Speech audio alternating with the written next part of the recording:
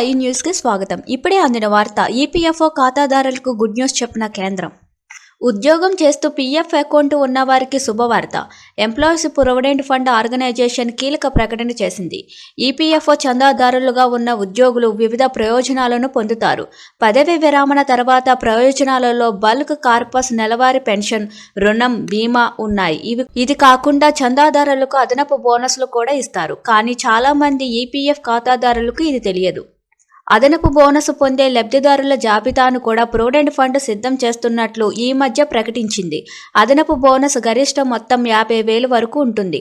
అయితే చాలా మందికి ఈపీఎఫ్ఓ సదుపాయం గురించి తెలియదు. అర్హులైనప్పటికీ ఈ సౌకర్యం పొందలేకపోతున్నారు. ఈపీఎఫ్ఓ ఈ ప్రత్యేక బోనస్ సౌకర్యం గురించి సమాచారం ఇక్కడ ఉంది. పూర్తి వివరాలు ఇక్కడ తెలుసుకుందాం. ఈపీఎఫ్ఓ ఈ అదనపు బోనస్ మొత్తాన్ని లాయల్టీ లైఫ్ బెనిఫిట్స్ ద్వారా అందిస్తుంది.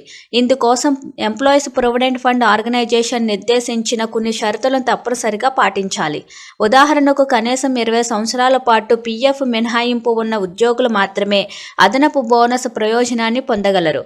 అలాగే ఉద్యోగి పొందే బోనస్ మొత్తం అతని ప్రాథమిక జీతంపై ఆధారపడి ఉంటుంది.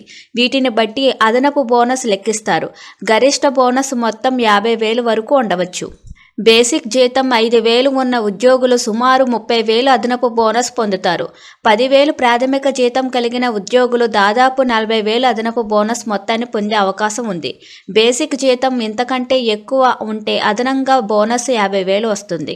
ఈపీఎఫ్ఓ అందించే ఈ అదనపు బోనస్ పదవి విరమణ తర్వాత అందుబాటులో ఉంటుంది.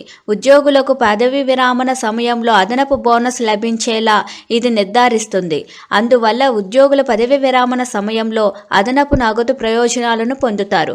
20 ఏళ్ల సర్వీసు పూర్తి చేసిన వ్యక్తులు ప్రాథమిక వేతనానికి అనుగుణంగా అదనపు బోనస్ కోసం దరఖాస్తు చేసుకోవచ్చు.